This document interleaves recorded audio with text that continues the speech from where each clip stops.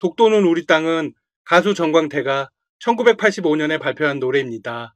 이 노래는 발표하자마자 폭발적인 인기를 끌었고 전 국민이 따라 부르는 국민가요가 되었습니다.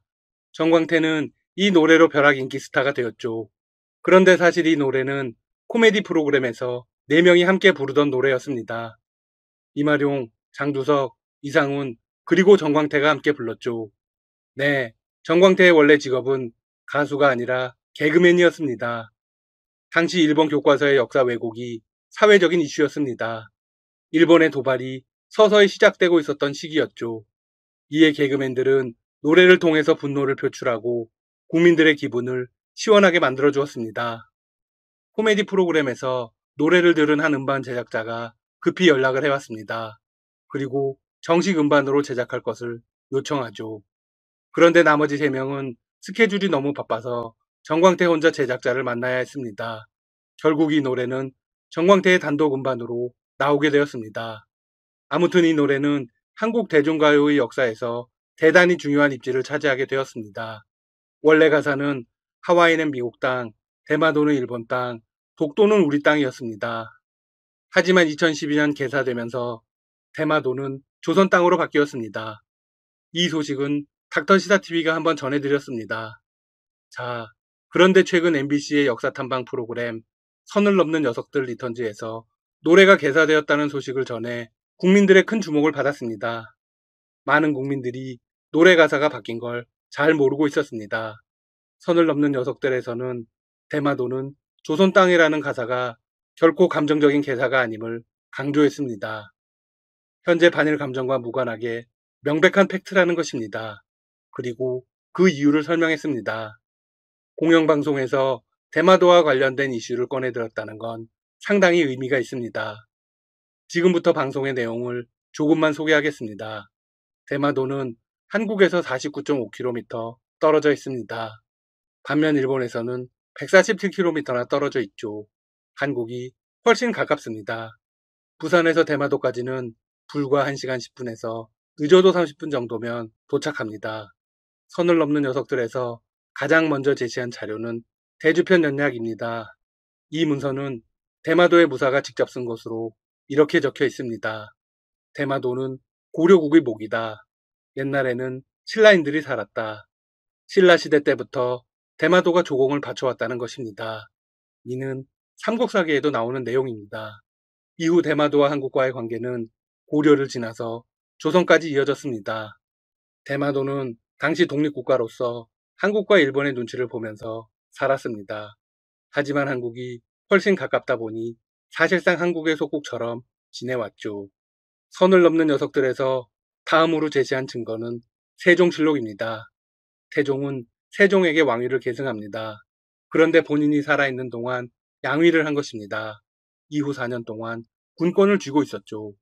태종이 곰곰이 지켜보니 조선의 조공을 바치던 대마도가 조금씩 외놈들에게 기울어지는 게 보였습니다. 게다가 대마도를 거점으로 삼은 외놈들이 조선 영토를 넘보고 있었습니다. 태종은 그 모습을 참을 수 없다며 직접 대마도 정벌을 지시합니다. 이 내용은 정대마도 교서에 나옵니다. 대마도라는 섬은 경상도 계림에 예속했으니 본래 우리 땅이란 것이 문적에 실려 있다. 네, 이미 대마도는 이 시기에 조선의 영토였습니다. 그런데 일본인들이 멋대로 넘나들고 있었던 것입니다. 태종은 문서에서 일본인들을 쥐새끼라고까지 표현합니다. 상당히 거친 표현이죠? 외인으로 갈 곳이 없는 자들이 들어와 때로는 도적질로 나서서 평민을 위협하고 노략질하며 마음대로 고아와 과부, 사람들의 처자를 학살하며 사람이 사는 집을 불사르니 흉악무도함이 여러 해 되었다. 선을 넘는 녀석들에서 소개한 내용 이외에도 역사적 근거는 차고 넘칩니다. 대마도가 계림에 예속되어 있었다는 이야기는 동지여지 승람에도 나옵니다. 옛날에는 우리 계림에 예속되었었는데 언제부터 외인이 살게 되었는지 모르겠다. 조선실록에는 대마도주는 동본으로 청하면서 우리나라의 신하로서 섬겼다라는 내용이 나옵니다. 결정적으로 1400년대부터 1800년대에 이르는 대부분의 지도에 대마도가 조선 영토로 표시되어 있습니다. 놀라운 건 한국뿐 아니라 중국, 일본에서 제작된 지도도 마찬가지라는 겁니다. 대표적으로 1592년 일본인이 제작한 조선팔도 총도에 대마도가 경상도에 속한 것으로 그려져 있고 1830년 일본이 만든 조선국도에도 조선 영토로 표시되어 있습니다. 이승만 대통령은 대한민국 정부 수립을 선포한 지 사흘 후인 1948년 8월 18일에 이런 주장을 합니다. 대마도는 우리 땅이므로 속히 반환하라. 이승만 대통령의 주장은 수많은 역사 자료와 지도 등 사료에 근거한 것이었습니다. 일본이 독도 문제에 대해 영유권을 주장하면서 제시하는 역사적 근거와는 비교가 안 됩니다. 훨씬 시기적인 연원이 깊고 자료도 풍부합니다. 그러면 대마도는 어쩌다 일본의 영토로 넘어간 것일까요? 대마도가 우리 땅이었는데도 한국 민족이 거주하지 않았던 이유는 무엇일까요? 역사학자들은 외구의 침입에 대비한 공도정책 때문이었을 것으로 추정하고 있습니다. 공도정책이란 국경선 일대의 섬을 비워둔다는 정책이었습니다. 이는 후대에 와서는 어리석은 정책으로 평가받고 있습니다. 이를 계기로 일본인들이 들어와 살게 되었기 때문입니다. 이후 조선이 알아채지 못하던 사이에 메이지 유신을 치른 일본에게 넘어갔다는 분석이 주입니다. 하지만 지금이라도 공론화를 계속해 나가야 합니다. 만약 대마도를 다시 돌려받지 못하더라도 의미가 있습니다. 바로 독도 때문입니다. 현재 선을 넘는 녀석들은 독도 특집을 방영하고 있습니다. 독도는 우리가 반드시 아끼고 지켜나가야 할 소중한 영토입니다. 관련하여 출연자 중 한 명인 설민석 강사의 이야기를 조금만 들어보겠습니다. 설민석은 바다사자 강치를 독점 사냥하고 싶었던 일본 어업가 나카이에 의해 시작된 독도 병탄의 역사를 이야기했습니다. 병탄은 남의 재물이나 다른 나라의 영토를 한데 아울러서 제 것으로 만든다는 의미입니다. 나카이는 일본 정부에 공식적으로 독도 편입을 제안했습니다. 이에 일본은 러일 전쟁 당시 맺은 한일 의정서를 토대로 이런 명분을 내세웁니다. 독도가 일본의 군사적 요충지에 있다. 이후 강제로 독도를 시마네현에 편입시켰습니다. 그런데 안타까운 사실은 우리나라가 이를 전혀 몰랐다는 것입니다. 일본은 우리에게 아무런 사전 동의를 구하지도 않았고 통보도 하지 않았습니다. 일방적으로 독도를 불법 편입시킨 것이죠. 우리가 이를 알게 된 것은 무려 1년이나 지나서였습니다. 이 사실을 알고서는 친일파들도 무척 놀랐다고 합니다. 일제시절에 나라를 팔아넘긴 을사오적들조차 뒤로 뒤집어졌다고 하네요.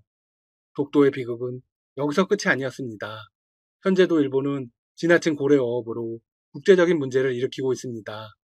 일본과 노르웨이는 그린피스가 가장 눈여겨보고 있는 악질 국가입니다. 당시에도 마찬가지였습니다.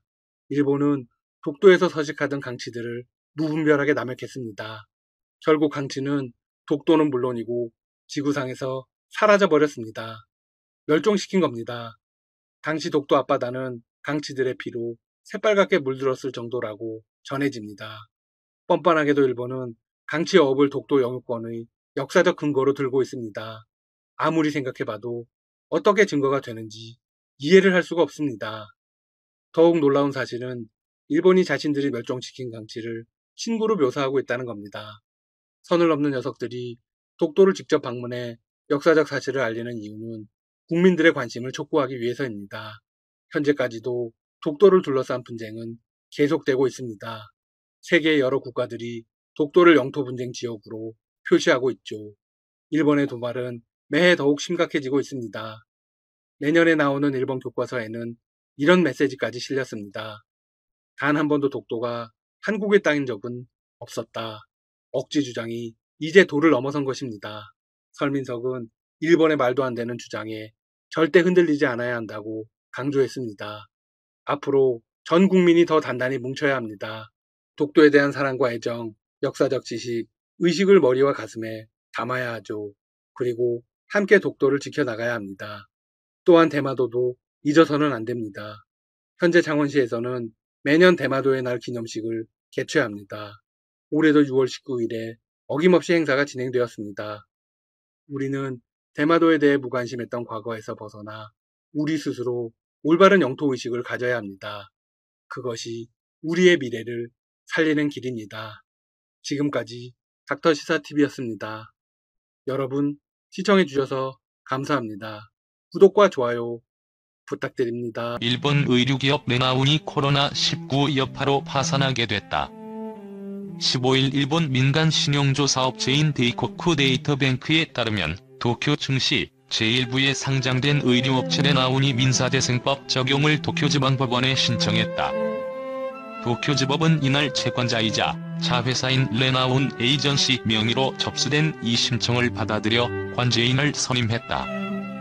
1947년 설립된 구주식회사 레나운이 2004년 다른 의류업체인 주식회사 드반을 흡수해 새롭게 출범한 레나운은 지난 3월부터 일본에서 코로나19가 확산하면서 외출 자제 등의 여파에 따른 매출 급감으로 경영난이 가중된 것으로 알려졌다. 이 회사의 지난 3월 매장 매출은 작년 동기와 비교해 42.5% 떨어졌고 주력 판로인 백화점의 휴업이 본격화한 4월에는 81.0%나 급감한 것으로 나타났다. 파산 신청 당시 부채 총액은 138억엔 규모로 알려졌다. 데이코쿠 데이터뱅크는 레나운은 2017년 결산기의 영업적자에 빠진 이후 적자가 이어지던 상황에서 코로나19 확산이 실적에 직격탄이 됐다며 도쿄 증시 상장 기업의 도산은 올해 들어 처음이라고 전했다. 프리랜서 저널리스트인 나카지마 메구미 씨는 야후 뉴스 포털의 레나운은 한때 일본을 대표하는 의류기업이었는데 매우 유감스럽다며 앞으로 일본 의류업계에 유사한 도산이 잇따를 가능성이 크다고 적었다. 데이코쿠 데이터뱅크는 15일 현재 코로나19 영향으로 사업을 중단하거나 파산 등의 법적 절차를 밟는 업체가 일본 전역에서 152곳으로 늘어난 것으로 집계했다. 일본 패션 브랜드 데상트도 결국 오프라인 매장 철수라는 카드를 꺼냈다. 일본 제품 불매 운동, 코로나19, 온라인 쇼핑 강화, 여기에 글로벌 경기 침체로 인한 패션업계 매출 하락 등 급변하는 외부 환경이 복합적으로 작용한 것이다. 이와 맞물려 한국에 진출한 일본 브랜드들이 최근 들어 발빠르게 사업 재편에 돌입하면서 이목이 집중되고 있다. 27일 패션업계에 따르면 데상트가 영애슬릿 매장 운영을 전면 중단하기로 했다.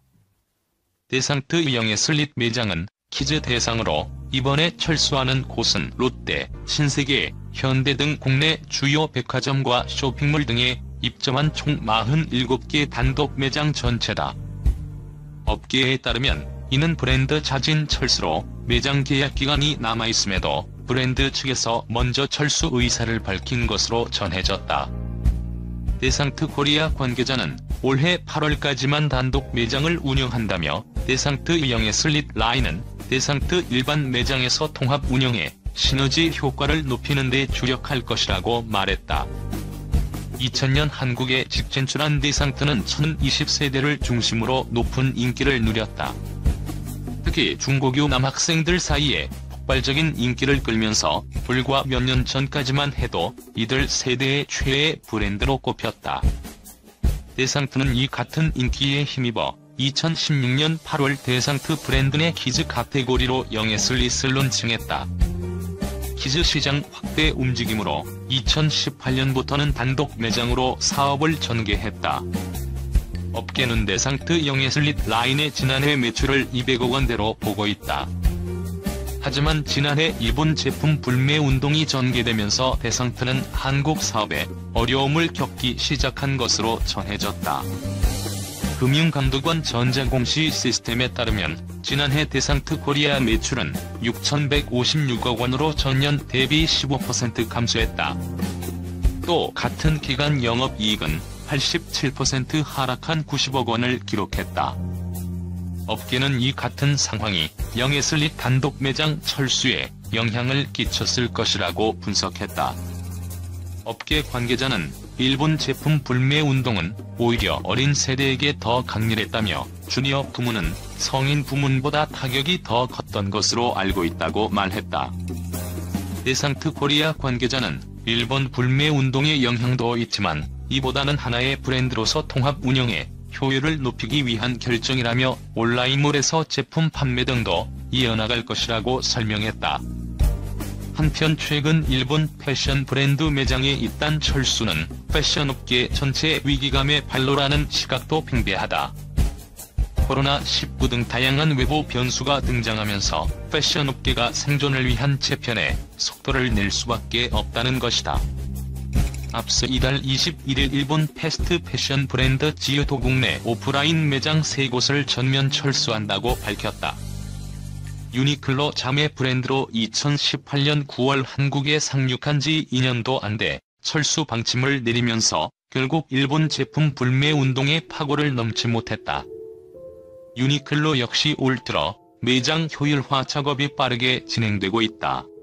유니클로는 지난 2월부터 5월까지 총 13곳에 대한 매장 폐점 작업을 진행했다. 188개까지 매장을 운영했던 유니클로는 이달 29일 기준 총 175곳을 운영하게 된다. 일본 정부가 신종 코로나 바이러스 감염증 대응을 위해 전 국민에게 지급하는 재난지원금이 약 2,000명 이상에게 중복으로 지급된 사실이 밝혀졌다. 28일 NHK에 따르면 일본 오사카부 네야가와시에서 일본의 재난지원금인 특별종이급 부금을 지급하는 과정에서 993세대의 2,196명에게 2번 지급하는 실수가 발생했다. 실수로 지급된 지원금의 액수는 총 약 1,960만 엔에 달한다. 네야가와시는 지원금이 중복으로 지급되는 일이 없도록 지급 완료 대상의 명단을 만들어 관리하고 있다. 하지만 알 수 없는 실수로 명단이 갱신되지 않아 이미 지원금을 받은 사람이 또 받게 되는 일이 발생했다고 설명했다. 이번 실수가 발견되기 전까지 지급 완료 명단의 최종 확인은 직원 1명이 담당하고 있는 것으로 알려졌다. 네야가와시는 앞으로 더블 체크 제재로 변경해 또다시 이런 일이 발생하지 않도록 방지하겠다고 전했다. 지원금이 2번 지급된 세대에는 당국이 개별적으로 연락해 경위를 설명하고 사과할 예정이다. 초과 지급된 지원금은 납입 용지를 통해 반환받는다.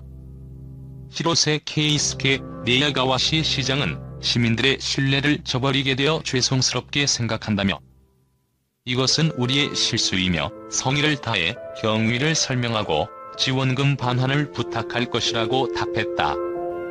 일본 정부는 코로나19 사태에 따른 경제위기 대응을 위해 이달부터 모든 국민에게 1인당 10만 엔을 지급하고 있다.